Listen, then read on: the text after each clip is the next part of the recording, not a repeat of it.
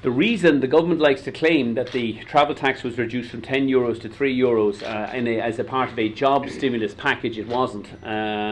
We've been copied last week with the findings from the European Commission, which ruled that it was illegal discrimination to have a double or two air taxes, a €10 and a €3 for the, or €3 and a €2 for the same intra-EU traffic.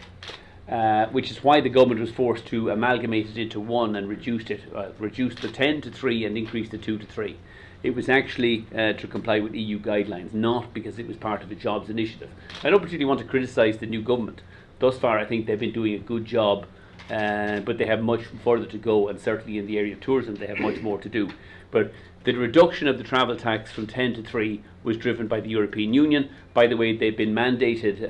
that decision by the European Union will be published, I think, in the official journal of the EU in about the next 2 weeks, when we will finally see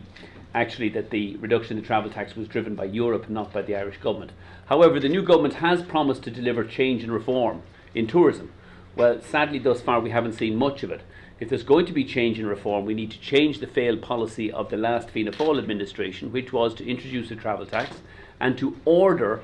the the independent regulator, firstly to allow the DA go ahead with the 1.2 billion second terminal instead of the original 200 million one, and secondly to increase the charges by 40% last year, despite the fact that traffic was declining and inflation was zero. And unless those policies are reversed, then Irish air traffic and Irish tourism will continue to decline.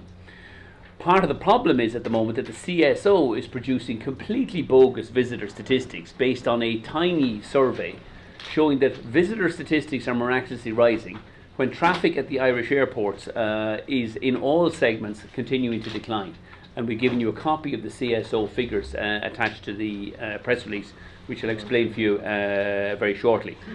However, we've submitted a submission to the Department of Transport, or unfortunately we were still waiting for a response until about yesterday at 4 o'clock when we called this press conference, and miraculously the Department of Transport then issued a press release saying they weren't going to reduce the travel tax because they hadn't got any concrete proposals from the airlines. Now, I don't know what a 5 million traffic growth proposal is other than a concrete proposal, particularly when it comes from the world's largest international airline and the only airline that's delivered growth every year consistently for the last 15 years in this country.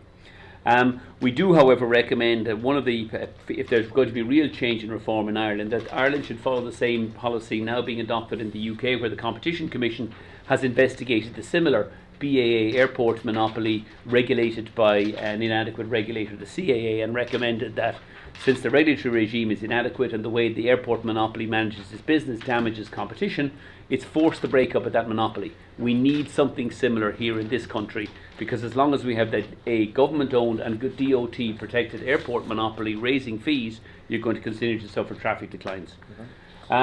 Sorry, just to take in terms of, and again, I put it up there only because the numbers are so stark. If you look at the DA traffic over the last 5 years, in 2007,